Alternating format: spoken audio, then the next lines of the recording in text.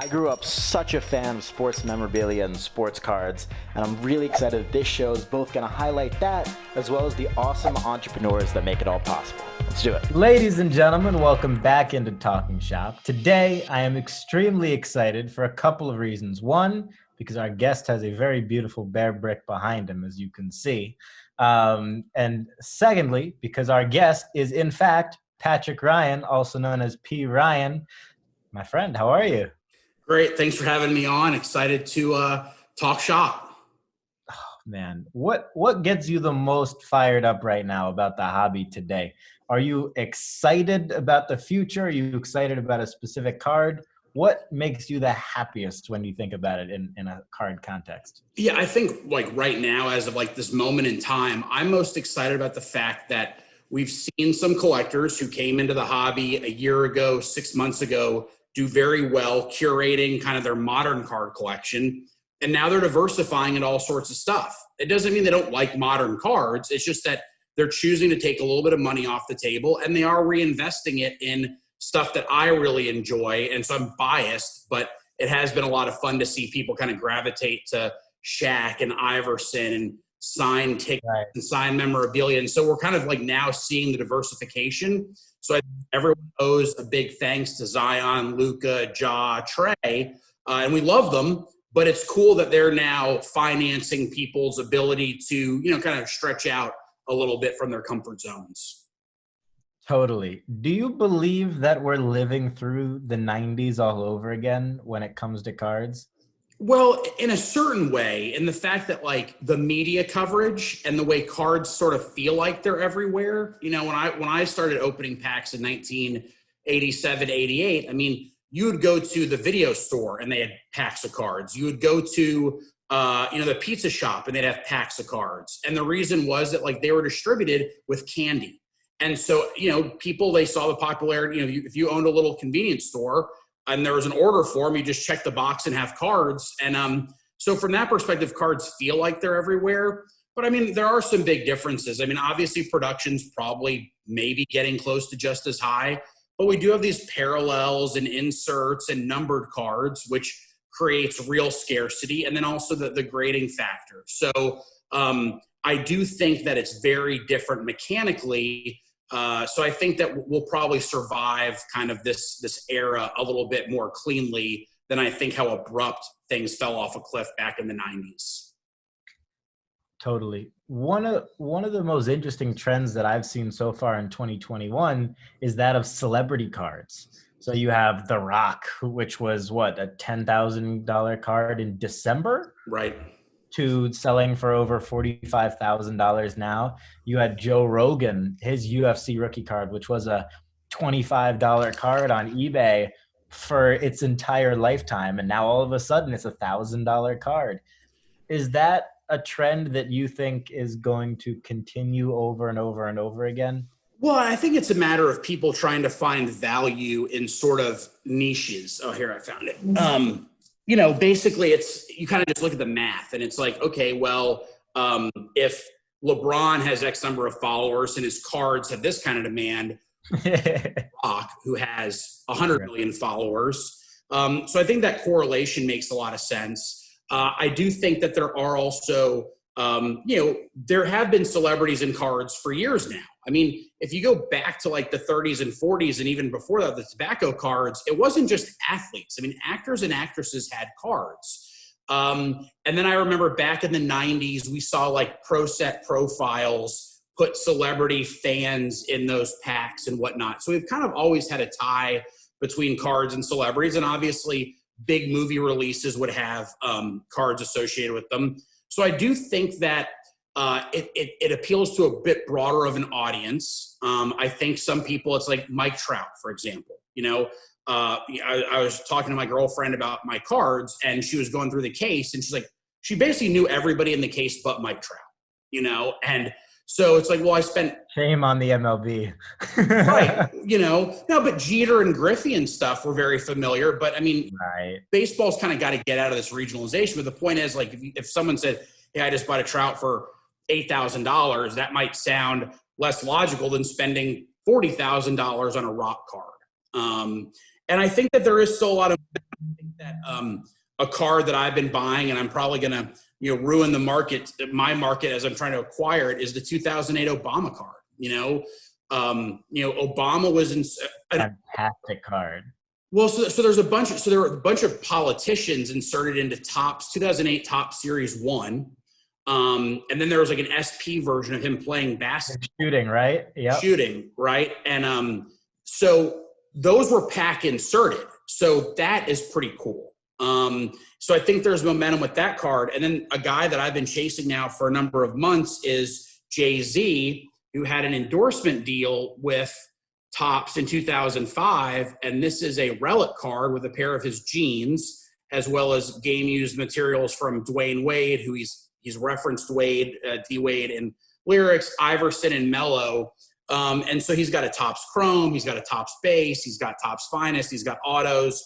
So I have one really quick funny story for you. Oh, good. Off of Jay. So when I saw that one sold for $2,400, I sent it to, it was his refractor from 06 or whatever.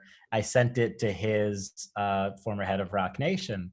And I said, look at what Jay's card just sold for. And he said, I'm going to send it to Jay. What should I tell him? And I was like, just tell him that it's his rookie card pretty much, and that it sold for this amount of money. And Jay's response when he saw what his card sold for and what it was, he said, blessings, but what the fuck is that thing? He back in 2005, he had his hands in so many different entities and endeavors that it's not a surprise he probably didn't see all the cards that were made of him. But I think that that's fun. So we've had some iterations of celebrity cards. And I think it's just cool. I think it's different. I think it has a broader appeal. And I'm happy that I'm ahead of the curve. Now, unfortunately, I've probably got 50 JayZ cards sitting at PSA. If I would have known that the market was going to do what it was going to do, I would have put them in express subs. Some of them are in bulk subs. Some of them are in standard subs. So I'm still months away from seeing them. But definitely, Jay also had he did signings with Steiner. There's like Steiner signed JayZ items, and I've got a couple items there. So hopefully I'd love to see more people do that. I think there's an opportunity both on the card side and memorabilia side for a lot of these celebrities. Oh, 100%. So based off of your example of looking at how many followers somebody has versus that, off of that context, I was like, all right, who are the biggest, most culturally relevant people, whether I like them or not. And one of the people I came upon was Kylie Jenner, right? I was like, what does she have? Well, she doesn't have a card. But I think it was Leaf. They did a card of a cutout autograph from her book. They were $25 each on eBay, and I bought 30 of them. Yeah. And those are like the little things here and there where it's like, okay, this doesn't make sense. There are more people that want this at this price than there are of this card. Okay. Yeah. And then you go for it. But I think there are a lot of plays like that still out there. Well, so I didn't realize this till last night, but Kim Kardashian has a signed card in some 2009 Upper Deck product. Mm-hmm. And I didn't realize that. And so it's something that I've done. And so I think where the cross section is, there's people who like the size of cards, right? So I do think that there's some real value in something being the size of a card, hence why Leaf would cut the autograph and make it card sized. But I went and bought, so Courtney, Kim, and Chloe did a book, and there's a bunch of signed copies out there, and you can get them in the $150 to $300 range. And I bought them to more or less cut the autographs out and then frame it with like a magazine. And so hopefully then that's more eye appealing than a book or a card to a certain part of the population. So that's something that, like a lot of times, yeah, it's great when you can make a big flip and make $20,000 in one flip. But I'm also very focused in finding $100 items where if you get it graded or maybe you repurpose it, like I was doing with the Kardashian autographs, you can make $100 at a time. And then quite frankly, it's a much safer way to build a bankroll to then kind of take bigger shots at things. If I've learned anything about the presidential memorabilia game, it's all about how you frame. It's all about framing and how you make it look. Even if you just have a tiny little something of anything, if it's matted up against a nice photo, it's a different ballpark when it comes to the value. Well, before this market all took off, and we are starting to see autographs take off in certain categories, if you went to your average memorabilia dealer, they would tell you, I'm not in the autograph business. I'm in the frame business. You know, I'm really in the business of, I basically break even on the autograph, of sourcing the autograph, but the margins in the framing and having large framing operations. And that makes total sense. You know, I mean, when you look at stores in the mall, right? You know, Field of Dreams, and almost every city has a memorabilia store in a mall. And as collectors, we're like, this stuff is just really marked up, but it's also ready to be hung, you know? And so for that more casual market, that is a game changer. Oh, totally. So in addition, now we're starting to see some of these autographs blowing up that, you know, definitely were lagging behind cards. Why do, you know, you also even think that, you know, Luka's got to what they were? Because logically, and nothing makes sense logically anymore, but in theory, logically, it makes no sense, because you have, you know, a card that there are or 15,000 of that were the same dollar value as what a LeBron rookie in Bowman rookie, or even Topps rookie was 2 years ago, Topps Chrome. You know, is there any way to make sense of that apart from just supply and demand? Yeah, I mean, Luka's definitely the most interesting test case, because, you know, if you take Zion, for example, when Zion came out of packs, you couldn't buy a raw one for less than, say, $50, $75. When Luka was coming out of packs, you could buy a 10 lot of raw cards on eBay for like $100. So that was one of the big early successes I had. And so when I got those graded, and at one point I had 200 Luka PSA 10s in my possession, I was like, look, once these start hitting 300, 500, I need to start kind of, you know, getting rid of them. Thankfully, I still have some, but I mean, I sold most of them in the 750 range, and that had blown my mind. But we had kind of like a few things happening at one time.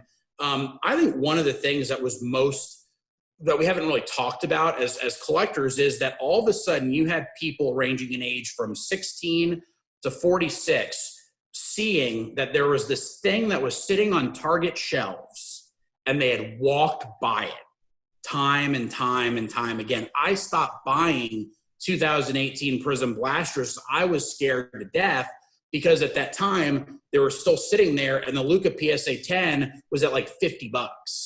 And so I was just walking by. I didn't touch optic. I was just nervous because I had so much tied up in the Lukas and in the grading. And I think people then that following year, once it started taking off, they're like, wait a second. I walk by that card aisle once a week when I'm picking up, you know, my prescription medicine or my bananas or whatever it is. I think that sparked something in a lot of people. And then we started seeing people gravitate kind of from like the Target cards to then saying, oh, because back then you didn't want, the base wasn't as hot as it is now. They're like, oh, you get more parallels and more autographs in hobby. And so I think that what happened is that people were like, particularly like those like that were like 30 to 50 who kind of remember the previous era, they're like kids in a candy store, because, and that's why I think people got stuck on modern for so long, was like, it was so much variety in one product that we didn't see. I mean, even in like, you know, as exciting as Upper Deck was when it came out, I mean, it was the same thing, card after card after card. It wasn't until 1993 at the refractors coming out, and those were impossible to hit. And so if you did manage to buy a box of let's just say you graduated to a box of 2018 Prism, and maybe it cost you $400, maybe it cost $1,000, but you had like, I don't know, per box, 50 different colors in the box. So right. People like kind of like got sensory overload, like when you hit the slot machine and it's just lighting up. And that's why I think that we kind of got just stuck on modern a little bit longer than I would have predicted. Totally. Also, do you think that influencers in the card space have too much power? You know, it's a thin line, you know, because ultimately on one hand, it's great that they are bringing in returning collectors and new collectors, but also I think sometimes they take for granted just how, I don't want to say money hungry, but people like, you know, especially during COVID, they have the time and they've got availability on their credit card to just immediately, you know, run out and grab something. And, you know, I think one of the more, you know, and I don't think Gary V meant anything by this, but like when he talked about Mookie Betts, it got run up from 300 to like 700 in about 20 minutes. And people buying it, they didn't understand pop reports. And so the reason it got run up is because even though it had a pop report of a couple thousand, you know, they didn't know that, you know, there were only 20 listed at any given time. They didn't know that there were probably another 1,000 sitting at PSA in a backlog. And so they just were like, oh my gosh, it's the last one listed. It's at $800. What's it matter? And then like in a matter of 12 hours, all these collectors were like, wait a second, I've got that sitting in my case. I'm going to list it. And it went back down to like $400 in a day. And then you had people who were very nervous about that. And so they sold at a loss because they just didn't understand the ebb and flow. And it's not any of these influencers' job to sort of, you know, teach people those mechanics. Because those mechanics are on YouTube. There's lots of people with 5,000, 10,000 subscribers on YouTube who talk about grading and talk about pop reports. And so there's just got to be a little bit of a balance of like, you know, and I think a lot of the bigger names are doing a better job of this thing. There are other resources out there. Please educate yourself, you know, and then maybe what I'm saying will, you know, make a little bit more sense. And I think that we're starting to see a little bit more, you know, kind of normalization around that sort of like really hot, immediate spike. I think people are getting a little bit better about not overreacting to that kind of information. Totally. Another question I have for you, how much, because this is a debate I've had so many times. I've had it with Ravel and a bunch of different people. How much is the card market correlated to on-court performances, in your opinion? Well, so I mean, my thesis is that we really have three different markets right now. So, and these markets are somewhat correlated, but not necessarily always, right? Every card, every sport behaves very differently. But we have the investor market, which I believe are people who are really focused on the cards that are around $25,000 and up. And we do see cards go from 5,000 to 25,000 pretty quickly. And it's in part because the investors are just taking up the supply. And then it just sort of gets stuck there, right? So that's sort of a key part. Then you've got collectors. And so what we're seeing is collectors are like, well, if my Joe Montana PSA 10 is now worth $80,000 and I can get a PSA 9 that looks pretty good for $15,000, why would I not sell? So collectors are kind of creating liquidity for the investors, and they're still owning the same card. It's just not that, you know, grade or condition level. And then right kind of below that is sort of the daily fantasy, the people kind of flipping modern players. And so at the modern players, I do think that there's a very strong correlation where we see players have 3 good games in a row and their market just spikes. Bobo in the bubble, right? Bobo in the bubble is a great example. And we're still seeing it. So I think it's good that even though some modern stuff is normalized a little bit, we do still see those spikes based on performance. Yeah, it's super fascinating. But then again, back to your point before, it is so important that everybody educates themselves on, you know, that's how things work. It's how things work in the stock market. It's how things work in the sports card market. It's how things will always work in the memorabilia world as well. So it's also, you know, being cautious, not buying with your emotions, but also on the flip side, when you know something, like when you really know it, you gotta, like, if you really know and you believe in something, like you did with Luka Doncic Prism, right. Just it came naturally. So you bought, you know, whatever, but it came from a mistake, right? So when I got back into cards in 2013 and I started dabbling in Giannis, and I did very well, but the issue was that I hadn't bought enough. And so I kind of got out of most of my Giannis way too early instead of having enough to sort of sell in different tranches. You know, like, hey, I have 100 of them. I'm going to sell 10 at this price, 10 at this price. Hey, if it pulls back, I'll sell another 10. And so I said, once I see another opportunity like that, I'm not going to make that same mistake. And so, you know, I didn't make an error per se, but I definitely had lost opportunity. Definitely not an error. Well, I mean, it's hard to say. Like I had multiple silver prism autos that I was in at $300 and sold at $800. And I was like, this is great. And now, I don't know, it's like sells for between 15 and 25,000. I mean, so kind of a mistake. You know what I mean? Like if I would have just bought a couple more, you know, it would have been, a better process, I guess. And so I wasn't organized. And so when I went into Luca, I went in with a plan of like, I'm going to sell this many at these price points and have a real plan for it, versus Giannis was much more sort of willy-nilly in terms of how I was approaching it. I have a question for you. If you could have any card, but you could never sell it, what card would you want? I mean, there's so many different ways of looking at that question. And it's the other thing is like, well, can my family, can my trust and my will sell it, or like, am I getting? They get $1 million no matter what card it is. Okay, you get it. Oh man. So I would say that the card that probably has the most meaning to me, and I don't have one with me on my table, is probably the 84 Topps Darryl Strawberry. Because I went to a baseball card show in 1987.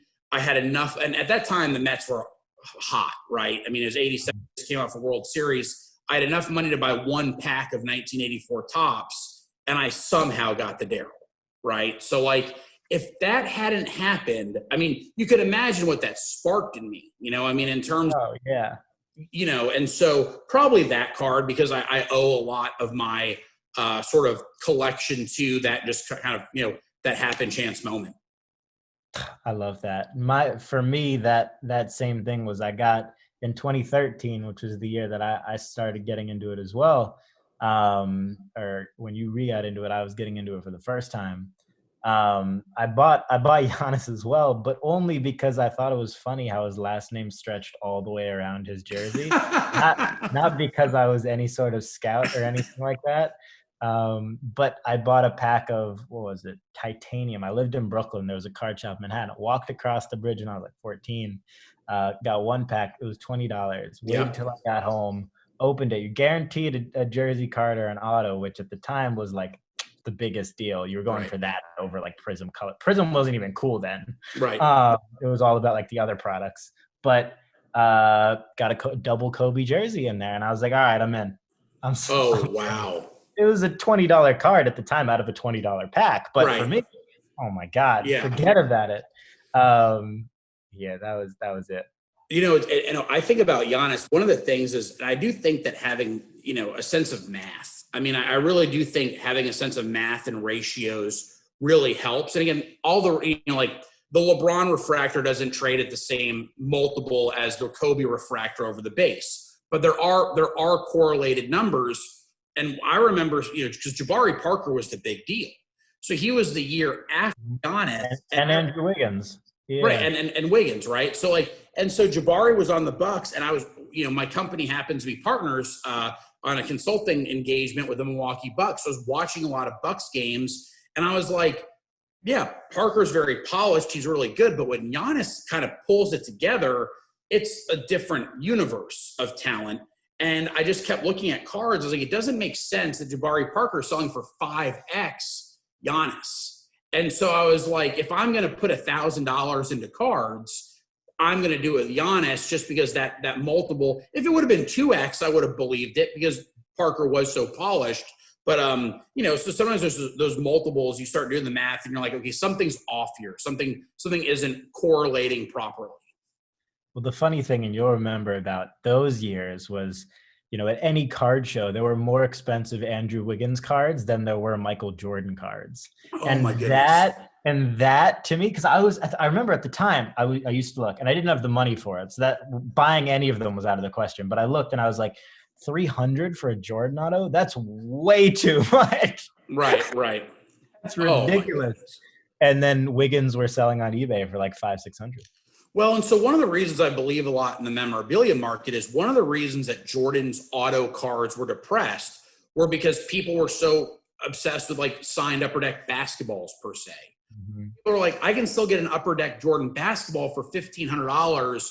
Why would I pay $750 for a card? Right.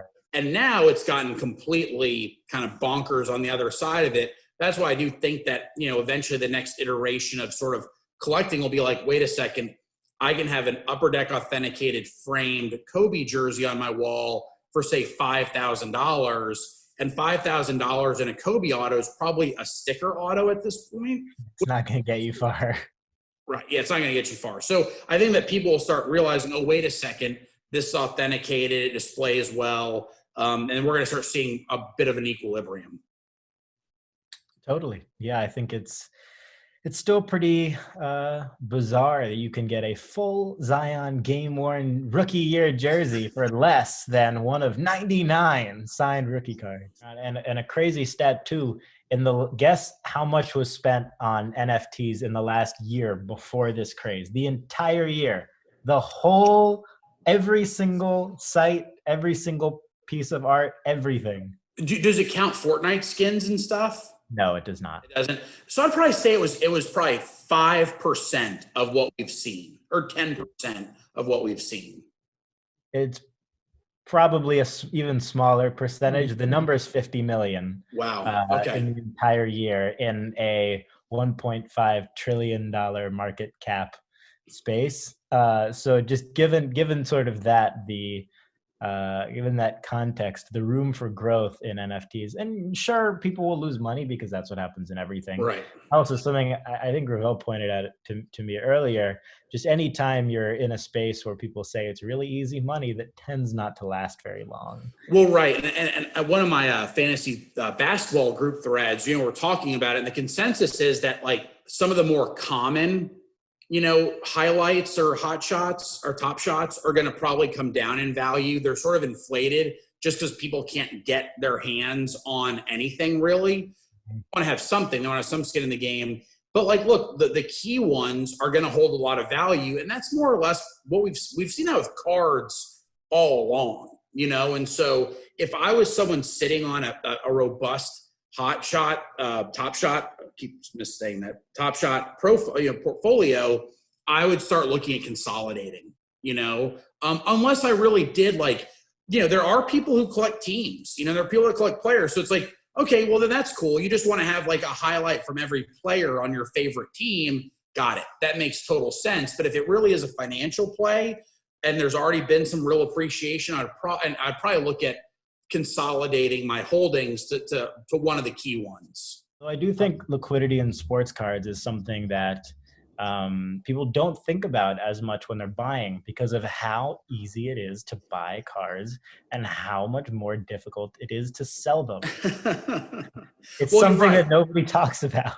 Well, I mean, if you think about the supply chain of buying a box of cards, right? And let's just say you're buying a box of cards to open, and let's just say you don't enjoy opening, right? Like the process of then turning that into a raw card and then turning that into a graded card and then getting it listed. I mean, it's a very complicated supply chain, And so something else I've talked about is like start in the supply chain where you really enjoy the process the most, That's great advice. I really encourage people who maybe got into the hobby through breaking to just hit the pause button and say, let me accumulate enough to buy a box that I'll enjoy opening, and then I'll enjoy selling the various raw cards, then I'll enjoy getting the right cards graded, because your odds just start to improve. And so if you open 2 cases, the odds start to normalize, and it becomes much less of a gamble and much more of a kind of supply chain management of getting those cards sold and or graded efficiently.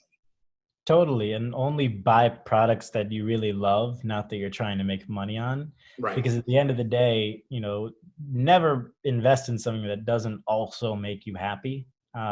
Because if something makes you happy, then worst case scenario is you're happy. And that's a very good worst case scenario. Before we wrap up, if you do have any cards nearby, I'd love to see what we're rocking with. Sure. So in terms of stuff I enjoy, so this is 1991-92 Hoops Series 2. At the start of the pandemic, I bought a case of this product for right around $40 a box, or maybe it was actually $30. It was actually $30 a box. And I was like, okay, I want to build a complete set of PSA 10s of the Dream Team cards. And so I got through most of the product, and they've all been sitting at PSA. They started to come back. I now do have the complete sets that I wanted. And the Jordan as a standalone card is selling for like $400 or $500. So on one hand, I'm very proud that like I was ahead of the curve. I knew other people like to gravitate towards that sort of thing. But then also I am trying to tell people like, if you like this product, open it. It's $80 a box, which I wouldn't be comfortable buying this stuff at $80 a box now, but it's a better $80 than maybe one blaster of Prism football. With you on that. Right. But the point is like, you got to understand the supply chain and how I try to tell people, this is my card. I'm selling it through Probstein on eBay. Do not buy this card. Like, this is not a $400 card, because I know I've got another 50 of them sitting at PSA. And I know other people, based on the way the wax sales went, other people do too. So, it's also a matter of like being responsible. If you do have a platform I think people would really enjoy this more than a blaster of Prism. But I'm saying you can enjoy it in a raw form. You could build a binder. You could open this up and build a binder of these cards. Buying the PSA 10s, unless you're just like one, and again, like, look, some of these people that are spending hundreds of thousands of dollars on cards, that's like me spending $10, right? So like, just for fun. Like, I just want that Jordan to want to be done with it. Fine. That's like me spending $5. Right. Same. Big deal. So I want people to understand that context, but like, I was very happy that this is something I loved as a kid, had a lot of fun opening during the pandemic. And like, lo and behold, it went my direction. You could say. A couple other things. So something that is modern is Hoops this year put cards of the Slam magazines, like, super iconic Slam magazines. Yeah. And I'm not currently buying the Hoops wax yet because the prices are still really high, but I've been buying these singles on eBay because I remember reading these particular magazines. So sometimes there's nostalgia inserted into current products, and like, that's just going to register off the charts for me personally. A couple cards that, for me, originally when I was very focused on, so my thing is I have a 100 card case, right? And so when the market really started to take off, when I say take off, I mean like, a year ago, which is ancient times, was like, I just want to be focused on 100 cards. And, I was very focused on having basically my best cards be in there. Well, over the last month, some of these cards just got so valuable where I'd asked myself, and I've told this to others, is these cards are more expensive than I would buy them at. So if I'm not selling it, I am buying it because I could be doing something else with that money. And so I started kind of moving out of some of the really high-end stuff that, quite frankly, didn't mean anything to me as a kid. And instead, I put stuff in them, like I replaced them with the Bo Jackson. Nice. Shoulder that card's pad. Been hot too. And it's been hot too. I mean, again, I was buying, and again, I've opened this wax. Be very careful with this wax. It's very hard to get a PSA 10 out of it. But I was buying these at like 150, and I don't know what they're up to now. I mean, I haven't even kept. You can't escape the heat. It sounds like you're complaining about. Well, I'm complaining about the fact of like I want stuff like, so I was saying like when I talked about this product 3 months ago, I was telling people I want the pop reports to go up, because you have too low of a pop report, people are just going to get burned. But if you get a little bit more normalized pop report, there's more out there, and all of a sudden the churn is better at $200. Totally. Being a one-off at like $500. Totally. My goal too, like one of my big things is like, there has been this thesis that like we're in a bubble, this will slow down, this will go away. And I'm like, it doesn't have to. Like, it does not. This does not have to go away as long as people are responsible with their money. Where things go bad is when everyone's kind of buying into the hype and buying the same stuff, and then there's no one left to buy the wrong stuff. Right. Right. And so it's like, yeah, that Jordan card, if you want to buy it, again, if you're super wealthy, whatever, you want it at $500, that's fine. But if you're more that 150 or 200 is more your budget, what I would say is, hey, go buy the wax or buy enough of the raw cards. You can get there. It was a $3 raw card. You buy 10 of them, and then you get them graded. And one comes back at 10, you're way ahead. You're way, way ahead. So just thinking of it from that perspective of preserving people's capital.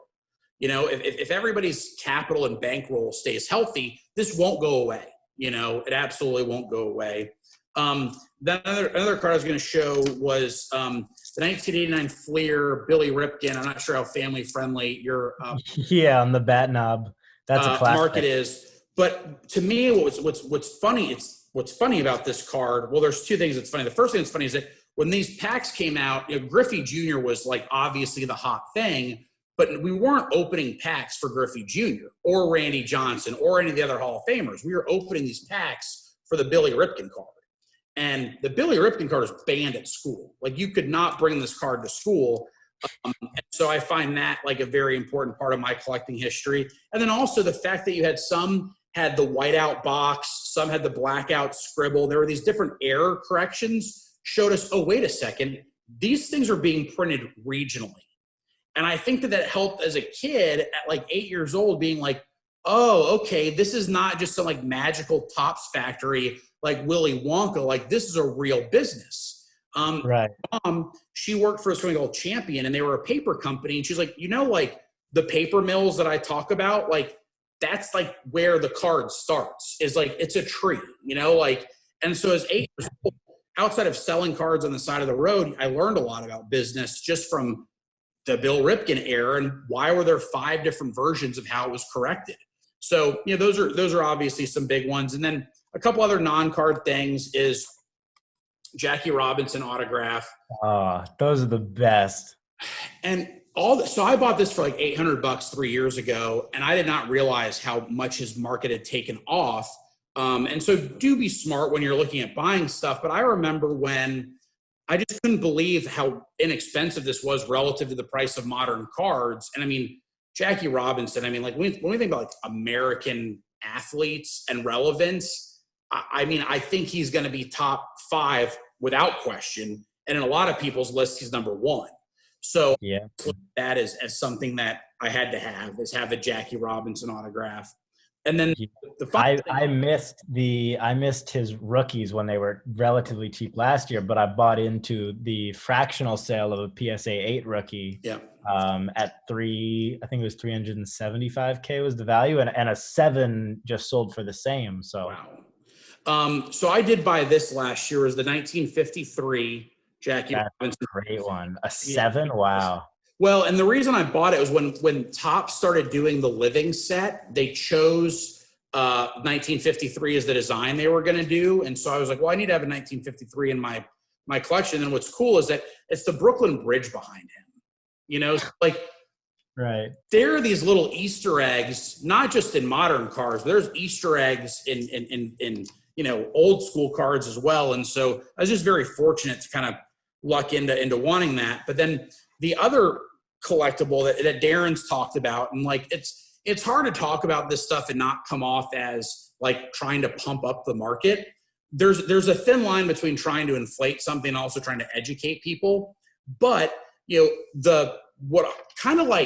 this is, to me, ticket stubs are sort of like the original Top Shots. Okay. Mm-hmm. This is a ticket stub signed by Carlton Fisk from the World Series game, where he was waving "Stay fair, stay fair, stay fair." So this was before the era of digital cameras and camera phones. And so this, to me, is like the Top Shot of Carlton Fisk, right? It's a signed ticket stub. The ticket was in the stadium when that happened. So when people ask me why I like ticket stubs, obviously I like them if they're events that I remember watching, so for example, I remember watching, Aaron Rodgers win the Super Bowl in Dallas. I wasn't there, but I remember watching it on TV. That's awesome. Right. So we can be connected to tickets even if we weren't there, but then also, these things were in the stadium, and then the one I'll kind of close with is because this ticket stub's not that hard to find. And also, Reggie Jackson does a lot of signings. It's from the 3 home run game. That's another great one. And so to me, the ticket stubs, especially now that we're going digital, I think that that's kind of an interesting bridge, is that like my friends, their kids might be really into Top Shot, but then they can also balance it with, hey, these are the ticket stubs from when I was a kid, or here are ticket stubs from meaningful games. And I think the importance is that like the hunt for the ticket stub can be really cool. There's ones that are full where it wasn't torn. There's different colors. And so you can get really nerdy, just like there's gold, silver, blue parallels of Prism. There are different versions of ticket stubs. And so, if someone gets burned out on chasing parallels of cards, maybe they start getting into Top Shot, or maybe they get into ticket stubs. There's plenty of places to put time and energy in this sports alternative market. 100%. With that is a fantastic way to close it out. Patrick, where can people find you best on social? The PRyan Collection on Instagram. I'm fairly active. Obviously when the world of sports returns to normalcy, I'll probably be less active, but I do my best to try to get to all the DMs. You know, my kind of bio is like, look, I'm here to help returning and new collectors navigate the hobby. And thankfully what's nice is that there are a lot of other pages where I can refer them to, because there's some simple questions and there's also some complex questions. And I do my best to try to, you know, get back to everybody and, you know, at least point them in the right direction as they're, because again, my goal is that everyone buys what they like, but also they're smart with their bankroll, because rather than this being 5 more years, this could be another 50 years. That was a very non-biased self-promo. I like that. Without any further ado, we will see you guys next time. Peace.